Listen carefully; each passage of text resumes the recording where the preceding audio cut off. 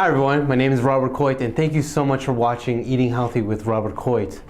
So today I'm going to be talking about something that hits me really hard, and it actually affects my mom and my dad's family, and it is cardiovascular disease, or simply known as heart disease. So I want to talk about this, just very general information about heart disease and what to focus on when you're involving nutrition and food. And again, before I even start this, I want to have a disclaimer that I am not a registered dietitian, nor am I a medical doctor. These information I'm going to be talking about is educational purposes only, and it's not for particular people. That is out of my scope of practice, and I cannot do that as a individual who is not a registered dietitian, okay? So first, what is heart disease? Or cardiovascular disease? It's a term that we use in the medical field that describes a range of conditions that affect the heart itself. So it includes clogged arteries, heart disease, heart attack, heart failure, heart valve disease, abnormal heart rhythm, anything that involves the heart. The heart is the most hardworking muscle that we have in our body. It keeps pumping no matter what. Even when we're asleep, even if we don't even want it to beat, it's always gonna beat for us and pump the blood. The function of the heart is to make sure that that the body gets its nutrients. It pumps the blood. The blood carries nutrients, oxygen, all the necessary things that we need to live. It goes throughout the whole body, pumps blood everywhere. Everywhere that you see red or blue, it's always connected to the heart. Your veins, your arteries are always connected to your heart, and it always pumps. And once the body takes in the oxygen or the nutrients, it returns into the veins, which is blue, which means that it doesn't carry any oxygen, and it goes back to the heart. Make sure that it goes through the arteries to pump, and it means it's carried with oxygen. So that's just a simple basic function that the heart does. It's a muscle. It pumps blood, and it makes sure that our body cells gets the nutrients it needs throughout the blood system, okay? So other conditions that relate to heart disease involves type 1, type 2 diabetes, high blood pressure.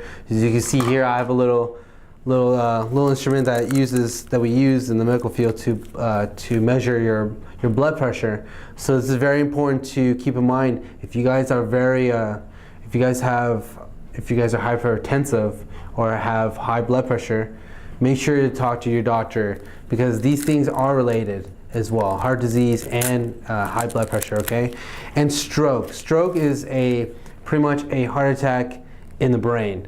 So your brain uses blood to carry and to receive and take away its nutrients that it needs.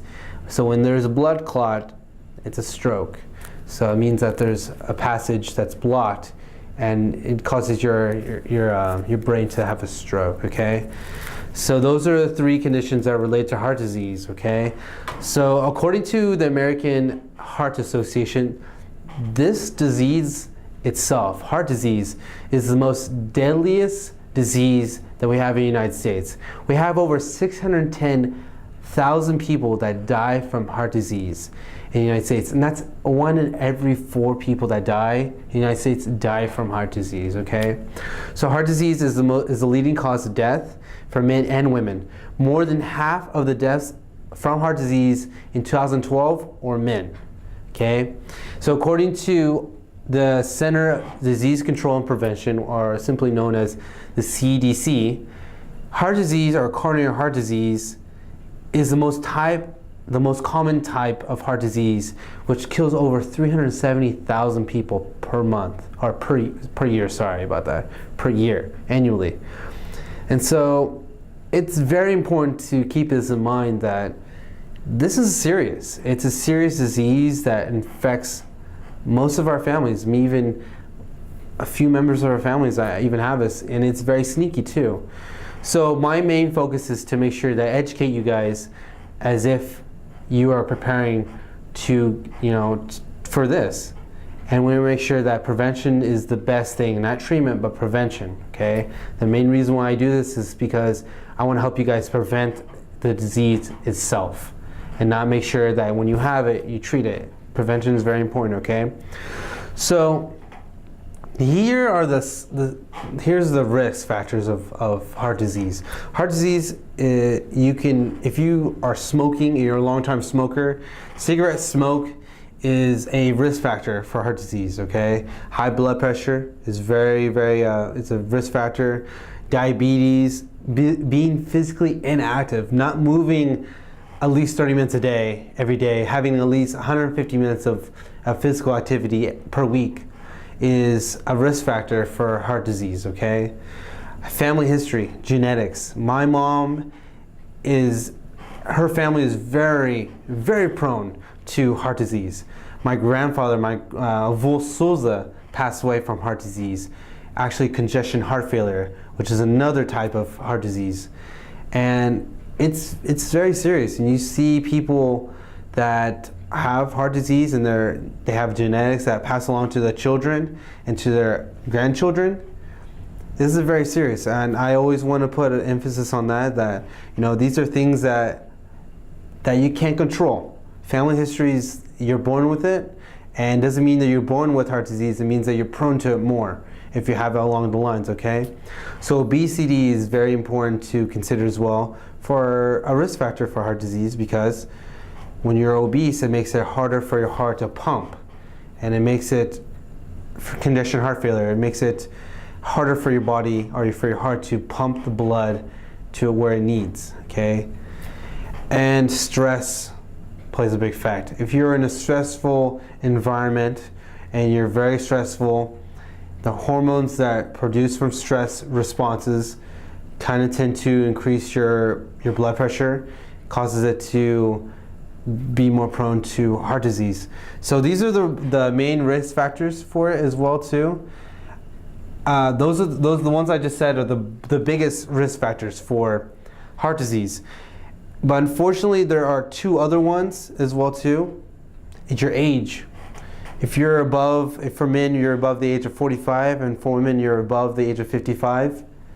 Those are risk factors. Aging is something you can't control. If you're a male, 45, always screen yourself for heart screening. Always make sure that your heart's working, correctly. For women, it's the same thing. For women, you're 55. Make sure to check your heart if it's good or not. Okay. And again, another one is alcohol consumption. Alcohol consumption is very important to consider. If you are a person who runs in a family who struggles with alcoholism, make sure to consider the risk factor. This is like having more than 5 drinks per day, or having 3 alcohol equivalents per day, and having that every single day and having a habit of that. It's very dangerous to consider for heart disease, okay? So again, here's just an overview. I just talked about what heart disease is, the risk factors of it, and what conditions consider as heart disease. And I just want to talk about the diets now, because people are not very familiar with the different types of foods that are very important to consider.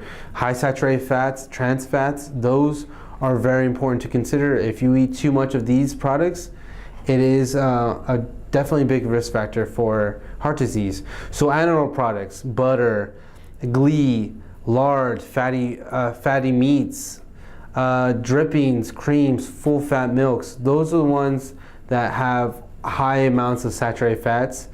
And it doesn't mean necessarily has trans fats. Butter, fatty meat, lard, drippings, cream, those ones have some traces of trans fats that you need to consider to maybe limit in your diet. Processed foods, fast food, pastries, biscuits, rich pudding, rich desserts, burgers, the ones that come from fast food restaurants that are easy, those are the ones that are highly processed in sodium and fats. Again, sodium plays a big effect in hypertension, high blood pressure. So consider, limiting those amounts. But not just don't let me tell you that don't stop doing that just because it's highly processed and has this much amount of fat. But let me tell you something that it's very important. We're going to go really specific now because these types of foods actually elevate the LDLs. These are lipid proteins. These are types of fats and proteins combined. These ones help carry necessary things, fats, cholesterol, other vitamins and minerals. They absorb it and they take it to places that where it needs to go. So the ones I just told you, lard, drippings, fatty foods, fatty meats, fast foods, these elevate LDLs. These are low density lipoproteins. These are ones that carry cholesterol from certain areas to where it shouldn't go. Okay, so the main function of LDLs, it actually carries fats, it carries less protein, carries cholesterol to places that again shouldn't be. Arteries, liver, fatty liver disease. These are things that are very related to heart disease, okay? LDLs are not very good. These are considered the bad cholesterol and are in the nutrition field, okay? So you guys gonna consider that, okay? If you have a regular basis of eating foods that are high in these groups, you need to consider lowering it because it does raise the LDL cholesterol and you don't want that. And also triglycerides, which are long chain fatty acids, okay? So we're gonna go along the lines and we're gonna talk about the American Heart Association. American Heart Association gives out recommendations for people that are really, they wanna give educational information about the heart. Whatever affects the heart, their mother organization you guys should talk about, okay? American Heart Association. Get really familiar with them. Talk to your cardiologist. Talk to a registered dietitian who's really familiar with this area, okay? They give out recommendations. They say that you should eat 5 or more servings of fruits and vegetables a day, okay? And if you guys remember the USDA My Plate, they talk about the recommendations on overall healthy diet. American Heart Association recommends that you eat 5 or more servings of fruits and vegetables, okay? That's very, very good, okay? Consider a cup of fruit, half a cup of cooked vegetables. Those are considered servings for this, okay? Adding more whole grains to your diet. High fiber cereals, brown rice, pasta, and legumes. So what I told you guys in the My Plate guidelines, you always want to try to make at least 50% of your grains whole grain. That means that you should have, the label should say 100% whole grain, and it should probably say, less. It's the one that's the least processed. It means that they leave the good stuff there, and it's not white bread, it's not multi-grain, it's whole grain, and it's at least 50% or 100%. That's what you guys need to include, okay? So next, along the lines, eat more animal or vegetable sources of omega-3 fatty acids, okay? That's considered salmon, it's considered tuna, consider anything that's from the sea, typically, but you guys want to consider having avocado as well too. Those ones that's a plant source for omega-3 fatty acids. You also want to try to get at least a 4-ounce serving of salmon and tuna. Those ones are very good. And if you guys remember me talking about LDLs, this is a group that you guys should always consider because it actually raises the HDL, which is the high density lipoproteins, and it lowers the LDL cholesterols, okay? So keep in mind, if you guys want to get like recommendations, go to the USDA My Plate guidelines, go to American Heart Association, figure out a way to get more servings of omega-3 fatty acids in your diet, okay? So replace the saturated fats with unsaturated fats, monounsaturated, polyunsaturated fats. Olive oil is pretty good. It's an unsaturated, monounsaturated fat that you guys should consider. There's grapeseed oil, canola oil, sunflower oil, avocado oil. There's avocados, there's nuts and seeds. Those ones that you guys should probably replace into your diet to raise up the HDLs and lower the LDLs, okay? And also helps with your brain function, okay? So what HDLs, I forgot to tell you, what HDLs do is carries the cholesterol away from the arteries and away from the liver away from the arteries to the liver where it needs to be disposed of, okay? And it's it's relatively high in protein in its composition. It's lower in lipids, so it's more of just carrying the fats to where it shouldn't go and to where, like, the liver, okay? So that's pretty much what it does, okay? It's a basic function of it, okay? And if you guys don't know, but staying active is very important to consider, because at least 30 minutes a day of going outside, walking, walk with your dog, walk with your significant other, your partners, walk with someone, do something with someone. It's not just doing this by yourself, walking, do something about it and walk with someone, and put this chain effect, trying to get other people involved in physical activity, help people with these recommendations from the American Heart Association, okay? Alcohol consumption is very important to consider as well too. For men, sorry women, but men can drink a little bit more than women based on these recommendations. They have 3 or 4 units of alcohol, which means 1 ounce of hard alcohol, 5 ounces of wine, 12 ounces of beer, or beer products. Those are considered units, and men can have more than that, but doesn't mean that you should have a habit of doing this all the time. These are recommendations. That means these are kind of rules to follow. So having 3 or less is a recommendation from the American Heart Association not to do, but just to follow. They talk about red wine in there. So if you guys have questions about red wine, having a glass of red wine a day, there is a research showing about how it does show benefits of it, but 1 glass of wine. Maybe if you want to do it in a dinner or lunch, perfect. It'll be a little weird if you want to do it in breakfast, because it does some effects into your starting up your metabolism, but I wouldn't recommend that. Plus, I'm not a registered dietitian, so I cannot do that, okay?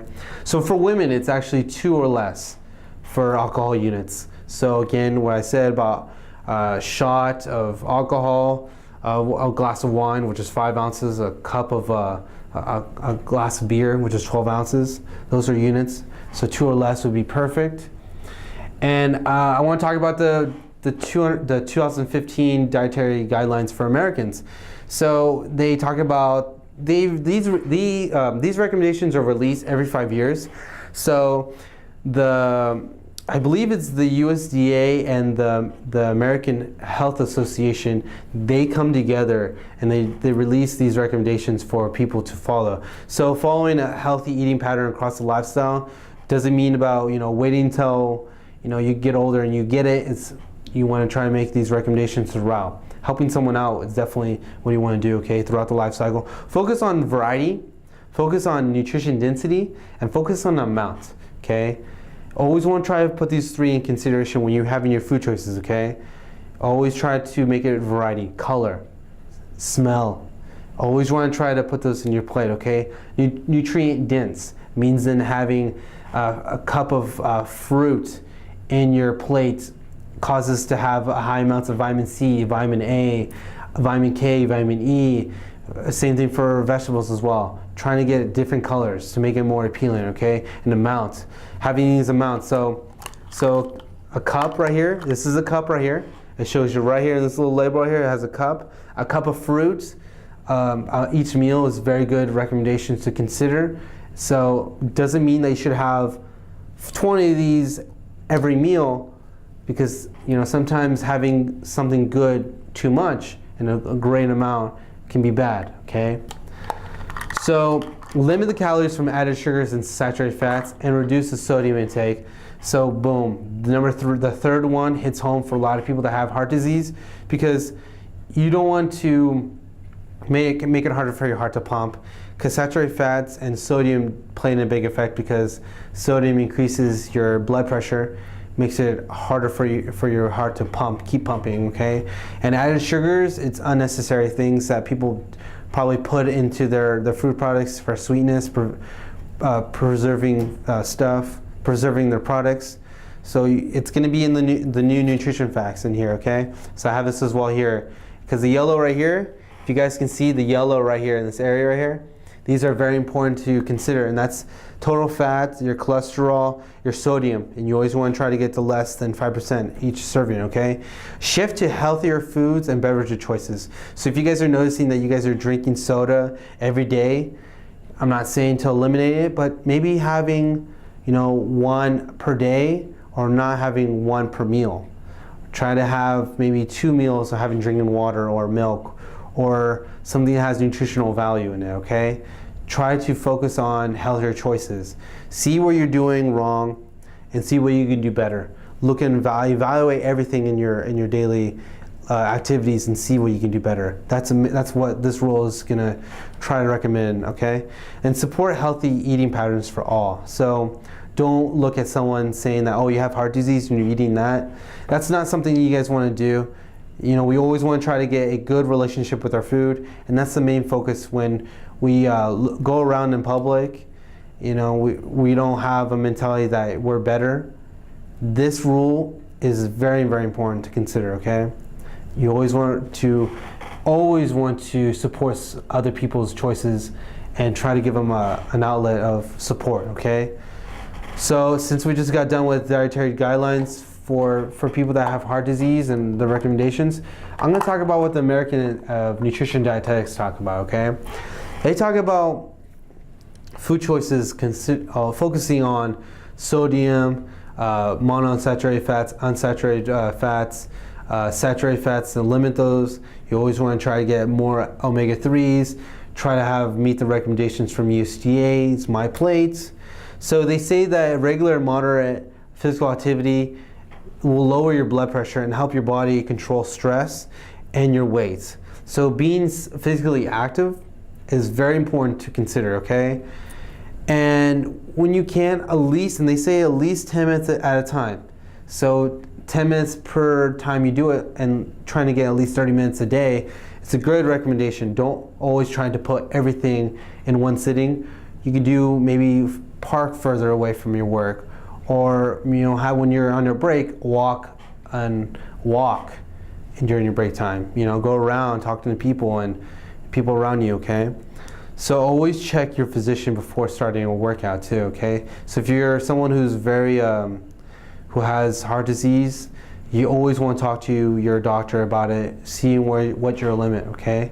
Because it's very important. If you have heart disease and you're running and you're doing it by yourself and you're thinking, okay, this is good for me, but really in reality, it might be the worst thing to do, because you're pushing your heart so much that maybe it's working too hard. Trying to progress from starting from very low to moderate and to high intensity for people who have heart disease, because if you go too high and you have heart disease and you're struggling with your weight, it plays a big effect, and there's consequences, and you don't want that, okay? So I always want to try to tell people, start from somewhere and continue building and seeing the change, okay? So eating more fruits and vegetables, again, it's from the American Nutrition Dietetics recommendations. Should having a good goal of at least adding one food group of fruits or vegetables in your plate.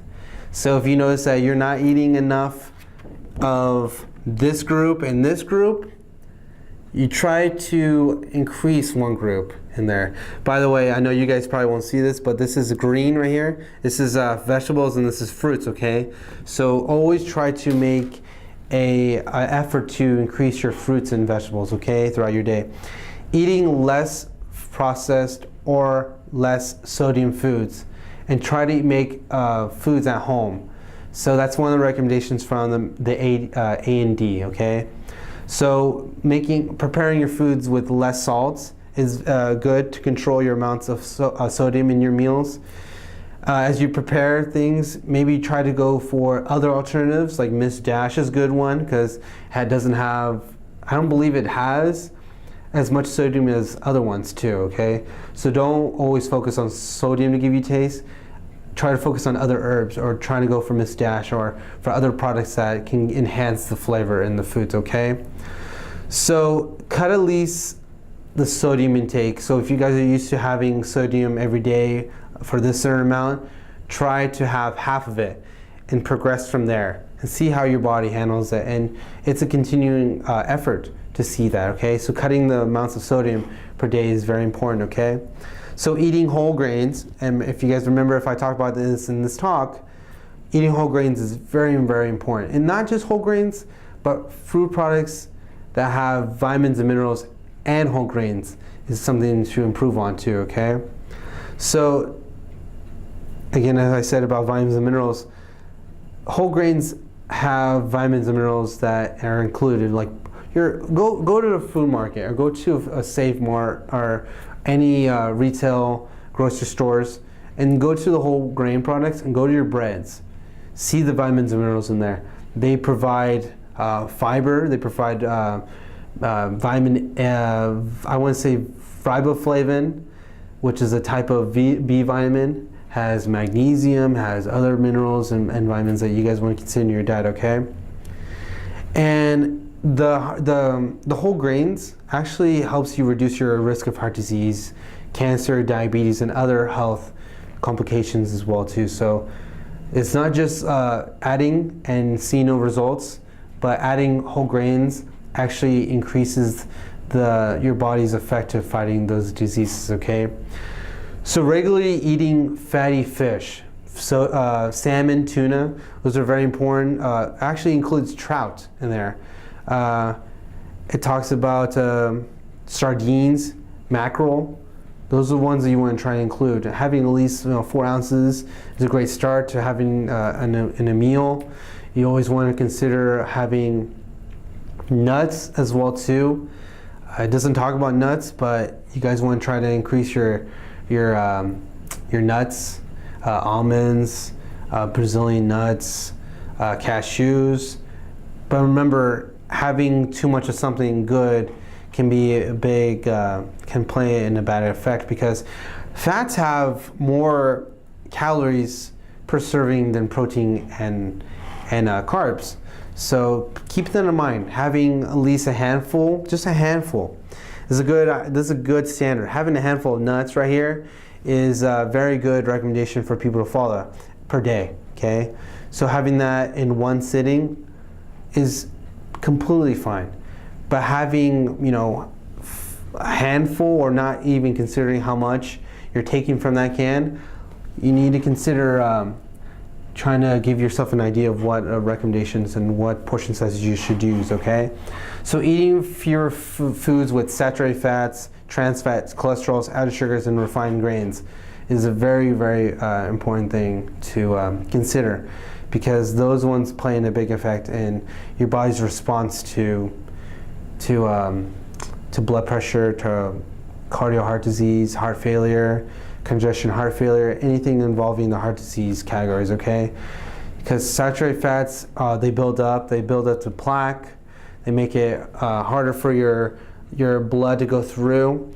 And when you continue to have high saturated fat, trans fats, it makes it harder for your blood to pass through. It makes it harder for your blood to pump. And the sodium actually makes it harder, like high blood pressure for people. And I'm not really familiar with it, but talk to your dietitian about sodium and how it plays in a big effect on heart disease, because the cholesterol and the fat intake, if you have too much of trans fats and saturated fats, it kind of clogs your arteries, okay? It makes it hard for blood to pass through, okay? So I just gave you guys recommendations from the A&D, the American Nutrition, Academy of Nutrition Dietetics. I talked about the American Heart Association and their recommendations. I talked about HDLs and LDLs, and I even talked about what heart disease is, okay? So if you guys have any questions, you guys are more welcome to email me on my email. You guys have my Facebook. Please follow me on Facebook as well too, at RC Nutrition Consulting. And again, thank you guys so much for watching Eating Healthy with Robert Couto. I hope you guys learned a lot about heart disease. In the Portuguese community, it plays a big effect, and there's a lot of people that are struggling with this. So hopefully this talk helps out a lot. Hope you guys have a nice day, and thank you guys so much for watching Eating Healthy with Robert Couto, okay? See you soon, bye.